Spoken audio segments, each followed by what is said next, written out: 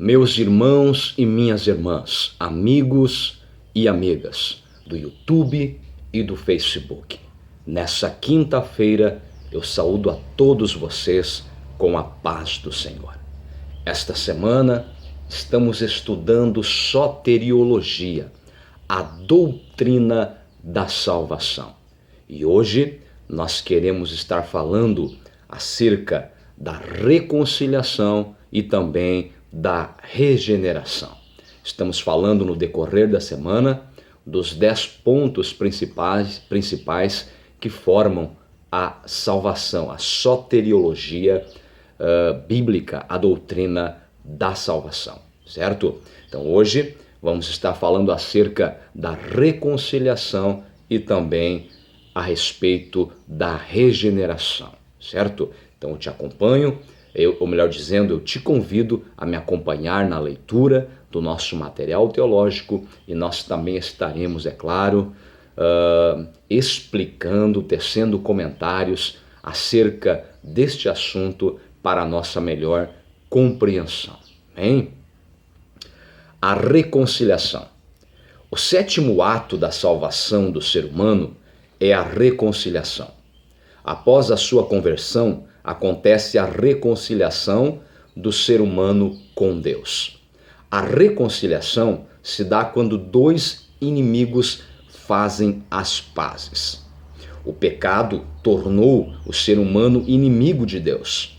Quando o ser humano, porém, se converte ao Senhor, a paz é restabelecida e o ser humano, então, se reconcilia com Deus, certo? Isso pode soar um pouco forte, né?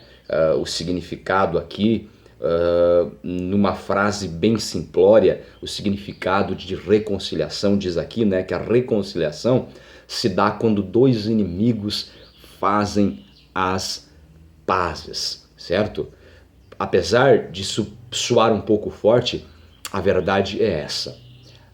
Através do pecado, devido ao pecado, a Bíblia nos ensina, disse o profeta Isaías, que os vossos pecados fazem separação entre vós e o vosso Deus.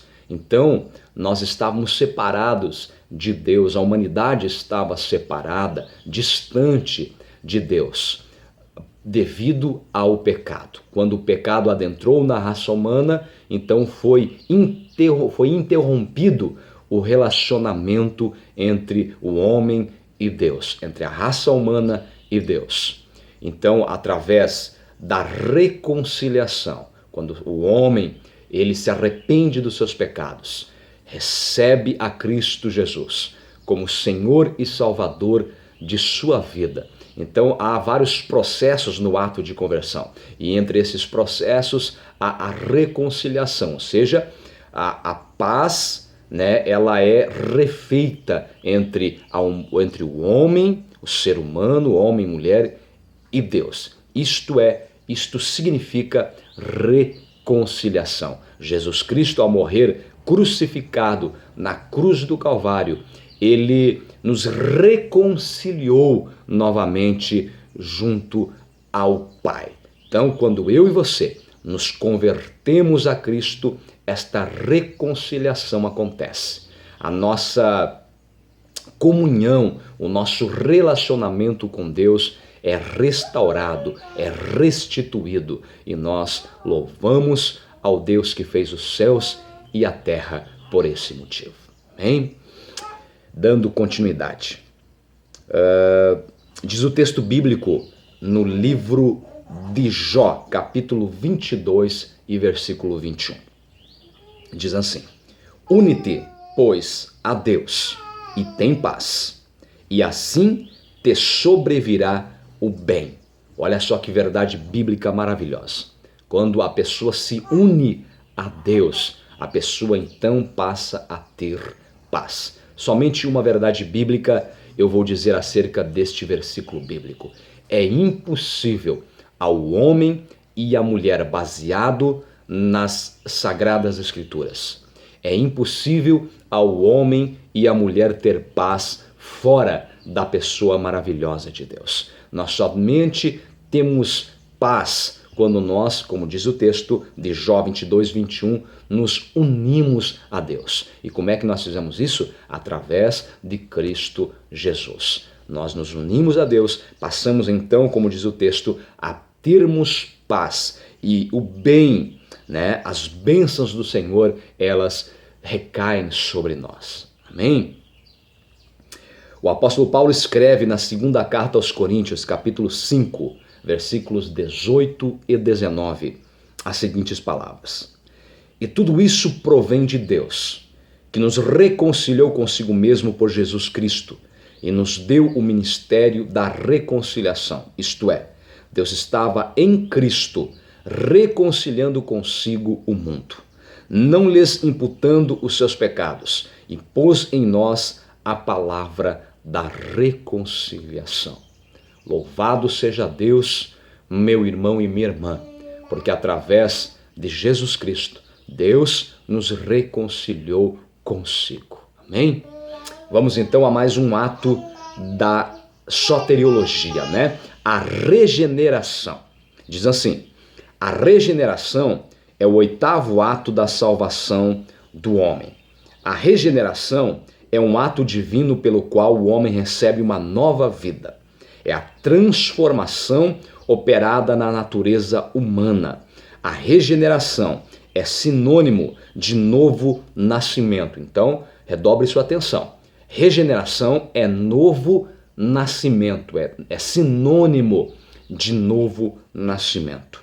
Na regeneração, a natureza pecaminosa do homem é transformada e o homem se torna participante da natureza divina. Olha só as consequências da regeneração, certo? Operada pelo Espírito Santo de Deus no ser humano. Através da regeneração, nos diz a palavra do Senhor, né? Que a natureza pecaminosa do homem é transformada, tá? E o homem se torna participante da natureza divina. Louvado seja Deus, né, por esta tão gloriosa regeneração que o Espírito Santo de Deus promove, produz na vida do ser humano quando ele entende, reconhece que é pecador, se arrepende de seus pecados e aceita, recebe ao Senhor Jesus Cristo como Senhor e Salvador da sua vida. Dando continuidade, o novo nascimento é a entrada do homem no reino de Deus. No Evangelho segundo escreveu João capítulo 3, versículo 3, Jesus disse a Nicodemos: na verdade, te digo, que aquele que não nascer de novo não pode ver o reino de Deus. Então é necessário regeneração, ou seja, é necessário que o homem nasça de novo se quiser ver o reino de Deus. Então regeneração é novo nascimento, é transformação, é novidade de vida, certo? Dando continuidade. A regeneração é um ato realizado pelo próprio Espírito Santo. Então a regeneração é realizada pelo Espírito Santo do Senhor no interior do homem, da mulher, certo? Diz o texto bíblico em Tito capítulo 3, versículo 5. Não pelas obras de justiça que houvéssemos feito, mas, segundo a sua misericórdia, nos salvou pela lavagem da regeneração e da renovação do Espírito Santo. Olha só, né, esta regeneração gloriosa que o Espírito Santo promove no interior do ser humano. Não é por obras, não é pelo fato da pessoa ser um bom cidadão, uma boa cidadã, certo? Mas é pela misericórdia do Senhor, graça, favor imerecido. Obviamente, quem se converte a Cristo se torna uma nova pessoa em Cristo Jesus. As boas obras são consequência de quem vive segundo os princípios da palavra do Senhor. Para finalizarmos, o apóstolo Pedro conclui dizendo: bendito seja o Deus e Pai de nosso Senhor Jesus Cristo, que, segundo a sua grande misericórdia, nos gerou de novo para uma viva esperança, pela ressurreição de Jesus Cristo dentre os mortos. 1 Pedro capítulo 1, versículo de número 3. Meus irmãos, para explicar, fazer uma analogia bem simples, né, acerca de regeneração. Quando eu tinha 10 anos de idade, eu estava brincando com outras crianças e eu tive uma queda, eu caí, certo? No gramado onde nós estávamos brincando, e eu machuquei o meu joelho. Tinha ali alguns restos de uma garrafa, né, que havia se quebrado, um casco de garrafa havia se quebrado. Então eu acabei me cortando e o corte foi profundo no joelho. Eu tinha 10 anos de idade na época. Hoje eu estou com 39 anos de idade, então já fazem 29 anos atrás. Eu tenho a cicatriz daquela machucadura, daquele ferimento, né, de 29 anos atrás. Eu tenho uma cicatriz. O que aconteceu? Na hora, no momento, obviamente, né, doeu bastante, sangrou, enfim, o corte foi profundo, mas com o passar dos dias, a pele foi se regenerando, né, e chegou ao ponto de cicatrizar completamente. Houve uma regeneração ali de forma completa, certo? Então, eu uso aqui esse exemplo, essa analogia, para explicar o que acontece, né, a obra que o Espírito Santo faz no interior do homem. O homem sem Deus é escravo do pecado. Quando ele ouve o Evangelho de Cristo, o Espírito Santo, segundo escreveu, né, o apóstolo João no Evangelho que leva o seu nome, capítulo 16, versículo 8, o Espírito Santo ele convence o mundo acerca do pecado, da justiça e do juízo, certo? E então o homem se arrepende de seus pecados, se converte a Cristo Jesus. E o Espírito Santo começa então a operar esta obra de regeneração no interior do ser humano, certo? Ainda que nós ainda somos pecadores, ainda que temos algo que se chama memória e por isso nós lembramos, está na nossa memória a nossa vida passada, as nossas falhas, certo? Mas isso já não nos tortura mais. Como aquele ferimento que doeu só naquele momento, nos primeiros dias, mas depois a pele se regenerou completamente. Houve ali uma cicatrização perfeita. É isso que o Espírito Santo faz em nós.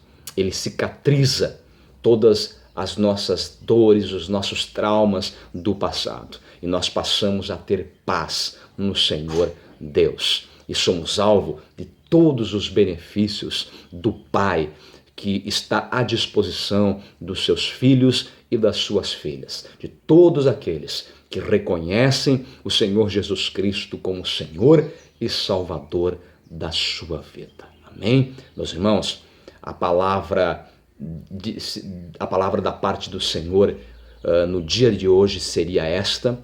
A minha oração, o meu clamor é que Deus venha abençoar a você e a sua família no dia de hoje, de uma forma extraordinária. Até o dia de amanhã, querendo Deus. Em nome de Jesus. Amém.